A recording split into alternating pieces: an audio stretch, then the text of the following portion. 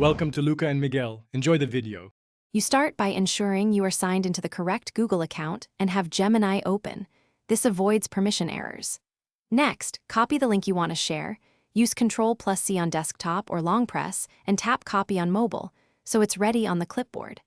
Then, navigate to the Gemini chat box or Composer field where you want the link to appear.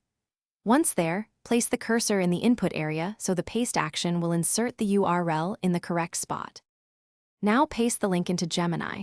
On desktop, press Ctrl+V, or on mobile, long press and choose Paste. After pasting, make sure the link is complete and not truncated. If you need tracking, append UTM parameters carefully, use, and correctly. If Gemini supports basic formatting, consider adding quotes or a short label before the link so recipients know what to expect. Make sure the link isn't broken across lines. If it is, re-copy from the source and paste again to preserve integrity.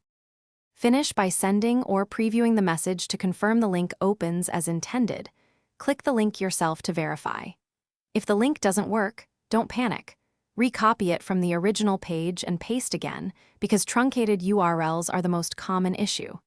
If problems persist, check your network connection and Gemini account permissions and make sure the destination site isn't blocked. One key troubleshooting tip: clear the clipboard and recopy the exact full URL before attempting another paste. Thanks for watching and please subscribe. It's the best investment you'll ever make.